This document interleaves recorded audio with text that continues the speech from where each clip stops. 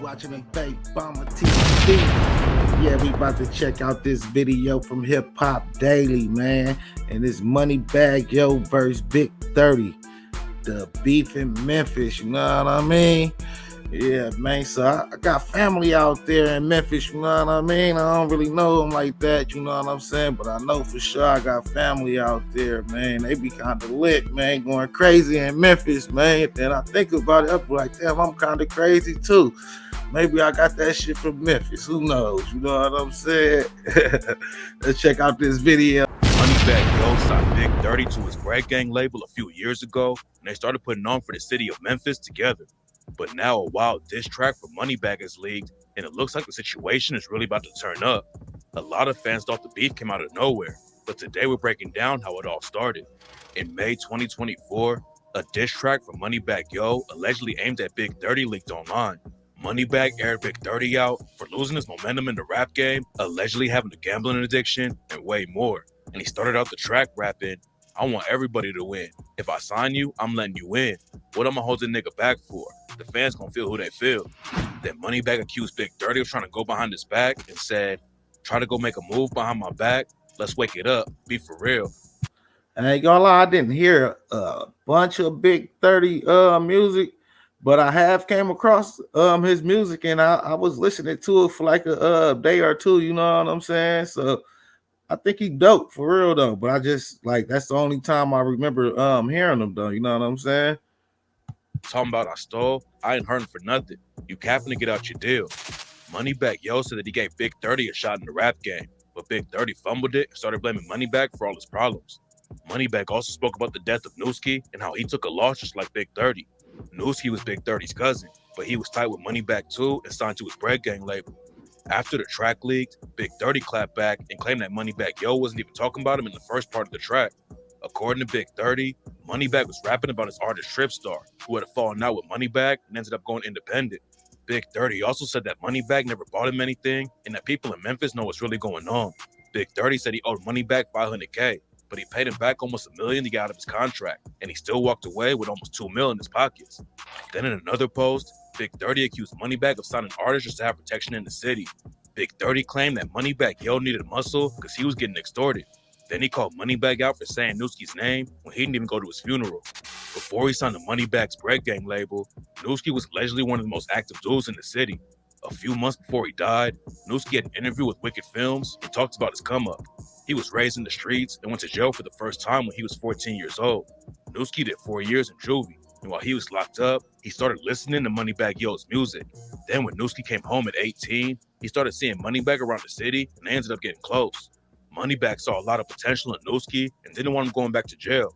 So one day, Moneybagg showed Nuski $700K in cash and made him realize that hopping in the booth was better than staying in the streets. Nuski started dropping music and signed with Greg Gang. But then in 2022, he was tragically killed in the same neighborhood he came up in. On jail. Man, that's fucked up, man. That happened a lot too, man. That's like when they be blaming like Gucci for his artists and stuff. You know what I'm saying? Like, man, they in the trenches. I don't think people really understand how it work in the trenches, man. Like, if you got enemies and haters, man, and you about to blow up, man, they will come get you, man, for real. It ain't no game. It's just pure hate. You know what I'm saying? Especially if you was dissing a little bit too. You know what I'm saying? They gonna come get you. Because they don't want you to get that big bag. You get that big bag, you might fuck around and wipe the whole city out. You know what I'm saying? January 28th, 2022, Nuski went to Big 30's show at a local high school. Then he went back to some apartments in the Whitehaven neighborhood. It's not clear what really happened, but someone shot Nuski several times, and he was already dead by the time paramedics rode up to the scene. Nuski was a huge loss for Moneybagg Yo and Big 30. Before Nuski signed with Moneybagg, Big 30 had already been on the rap grind for a few years. Big 30 came up on the south side of Memphis with his homie Pooh Shiesty. And before they hopped in the booth, Big 30 and Shiesty started a group called Chopper Gang and were running the streets. Big 30 hopped off the porch early and ended up getting kicked out of school. He didn't have a lot of options in the city, so he linked up with Pooh Shiesty to make Chopper Gang and started hustling for real. Chopper Gang was getting bigger and bigger, and Big 30 already had a name in the streets before he started music. Eventually, Pooh Shiesty and him decided to hop in the booth, but they still had both feet in the trenches, and in 2018, Big 30 got hit with reckless endangerment and possession of a weapon. Big 30 came home and decided to go even harder with the music though, and and that's when he linked up with Moneybagg Yo through his cousin Nuski. Big 30 and Pooh Shiesty already had their names buzzing with their Chopper Gang crew, but linking up with Moneybagg was a huge win. Pooh Shiesty signed with Gucci Mane around the same time, and back then it looked like Big 30 and Shiesty were about to take over the game. Getting deals didn't help him stay out of trouble though, and in 2020, both of them ended up getting arrested. Pooh Shiesty went down for a robbery and shooting that happened in Florida, and Big 30 got caught traveling across the state lines with $17K in cash, a Glock 40, promethazine, codeine, and weed. I ain't gonna lie, man. Them boys was some straight crash outs with that, man. You know what I'm saying? Like, for real, you get certain opportunities, man. You gotta leave certain shit alone, man. So you can receive that opportunity, man. Because as we can see, opportunities can be taken away from you if you don't take advantage of them. You know what I mean? Big 30 was having some industry drama around the same time. Before Pooh Shiesty and him both got arrested, Big 30 posted a photo of him, Pooh Shiesty, and Gucci Mane on IG.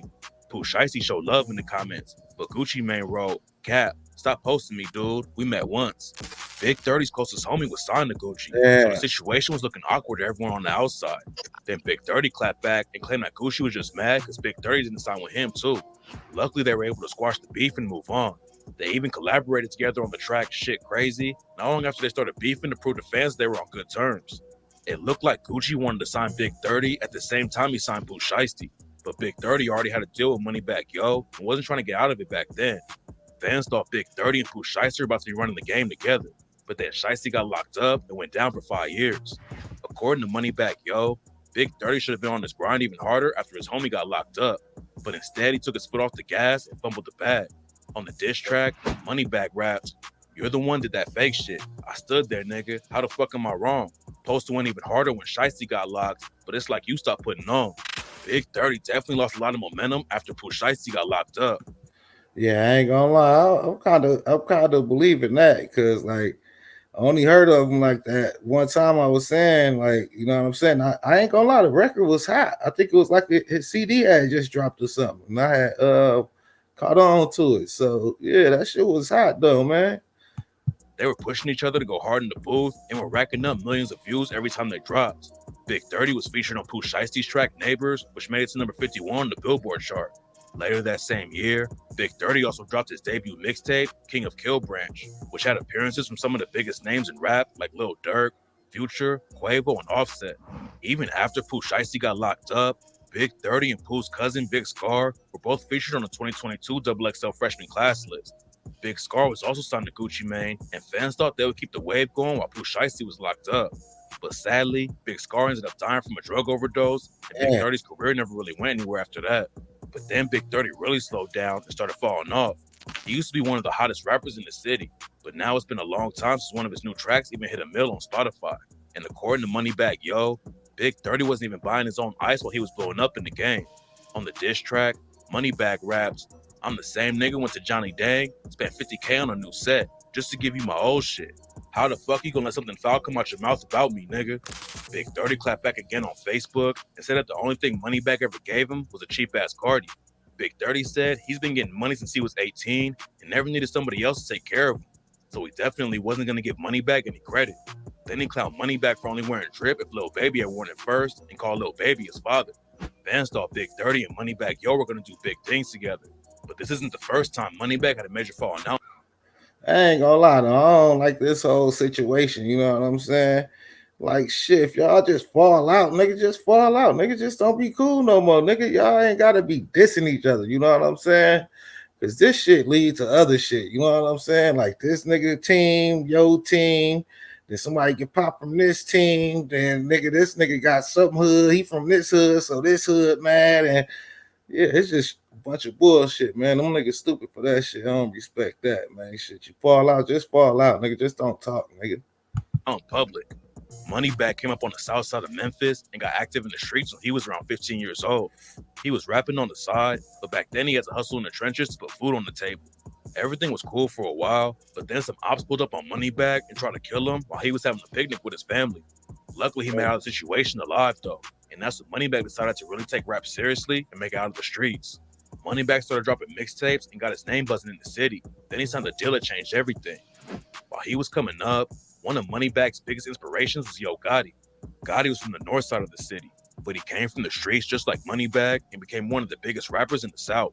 Yo Gotti started paying attention when Moneybagg Yo was dropping his mixtapes, and eventually he signed Moneybagg to a CMG label. It should have been a huge win for everyone, but signing that deal is the reason why a lot of people in Memphis aren't rocking with Moneybagg Yo. The north and south sides of Memphis have had issues for years, and a lot of people thought Moneybagg Yo was turning his back on his own people when he signed to Yo Gotti. Back when he was neck deep in the trenches, Moneybagg was part of a crew called Young Mob and was tight with a dude named Stupid Duke. But after Moneybagg signed with Gotti, Stupid Duke and a bunch of other dudes from the south side stopped rocking with him. And it wasn't just some rap beef that caused the fallout. It turns out that Yo Gotti had deadly beef with Moneybagg's old homies. Back in Oh, yeah. 2010, a dude from Young Mob named OG Boo Dirty was beefing with Yo Gotti. I ain't gonna lie, that's definitely a violation. You know what I'm saying? You fucking with the other side and it being active with them niggas. So yeah, man, that was some weird shit. And they got into an argument outside of a nightclub. Someone jumped in to break it up, and that's when OG Boo Dirty allegedly punched the dude, and both sides started letting off shots. One person was tragically killed that night, and after that, the beef between Young Mob and Yo Gotti was on site. Moneybagg Yo was even in the video for OG Boo Dirty's diss track against Yo Gotti. So when Moneybagg switched sides, a lot of people were calling him a sellout. Even Moneybagg's dad hopped on social media and started hating on him. Man, But Moneybagg said that everyone who was hating on him just couldn't see his vision. He knew that signing to Yo Gotti would take his career to a whole new level, and it would be a good look for the entire city of Memphis. You know what I'm saying? Just by me doing that deal, that situation, and seeing a bigger vision, they didn't understand it. You know what I'm saying? They ain't understand like the opportunity. You know what I'm saying? Like it is like bigger for than you to this make shit. millions. Like it's bigger than this shit, bro. Plus, according to Moneybagg, I ain't gonna lie though, he got a point there. You know what I'm saying? That's a problem too in black communities too. Like once some side start beefing, like it'll never be cool. You know what I'm saying? But then he like showed like we could come together and get money. You know what I'm saying? Is money more important than the nigga ego and all that other shit? I don't know. You know what I mean? So he got a point there too, though. You know what I'm saying? But like the beef though, I ain't gonna lie, that's kind of touchy though, for real though. the dudes that were hating on him never did anything to help him or his career. If you was more loyal, if you showed me more loyalty, if you showed me more, you know what I'm saying? Like if you was with me before all that, maybe I would have thought about it and been like, hold up. But really, I just felt like I was already like it was just me anyway. But Yo Gotti was offering a major opportunity, even though their hoods were beefing. So at the end of the day, it was a business decision, and it ended up being a great move for his career. Not everybody stopped rocking with Moneybagg though. After Big 30 clapped back and started airing him out on social media, Moneybagg Yo's cousin, Big Homie G, jumped in and defended him. I ain't gonna lie, what you say? Fuck all your friends for $3 million. Oh no. Big 30 claimed that Go in the Moneybagg only comments. signed him and Nuski because he needed protection. It's not clear who was allegedly putting pressure on Moneybagg, but Big 30 said that Moneybagg was getting extorted, so he was signing rappers from their hood for muscle. Big Homie G actually came up in the same neighborhood as Nuski and Big 30 though, and he called cap on Big 30's protection claims. Big Homie G said, "We ain't never signed nobody for protection. We went around the world 6 deep with choppers and Glocks." And I'm gonna leave it at that. Protection was never needed. Got first Glocks and choppers. Nobody. I ain't gonna lie. Personally though, I think it'll be more of a bad thing to connect with most street niggas. You know what I'm saying? Because like nigga, they gonna be mad at you for signing this nigga. You know what I'm saying? Certain niggas gonna be mad at you for signing a nigga. You gonna become a target for signing this hot ass nigga from the hood. You know what I'm saying? So yeah, I don't know about that shit. knows where the beef is headed right now, but Big 30 said that he's gonna destroy Moneybagg in the booth. Hopefully they keep it all in the studio and out of the streets. Both of them have deep ties to the trenches, and Memphis is already known for being one of the deadliest cities in the world for rappers.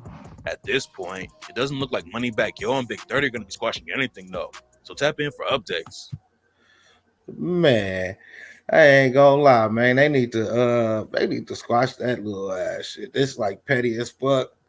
And it seemed like it could lead to something else. You know what I'm saying? Then them niggas in Memphis crazy as fuck. So yeah, hell yeah, I can see them niggas wiping each other out just over some fucking rap beef and shit. You know what I'm saying? So man, look at the Young Dolphin CMG situation. You know what I'm saying? Shit, them niggas could have been like, they could have really just like really helped the city a lot. You know what I'm saying? But that boy, yo, Gotti, he was kind of tripping, you know what I mean? Cause Dolph turned down that deal, you know what I mean? But shit, man, shit, do your own thing then, man. You know what I'm saying? Shit, we ain't gotta be cool. Why we gotta be all cool? Shit, I don't want to be cool with nobody. Want to do my own thing. Shit, just let the nigga do his own thing. You feel me?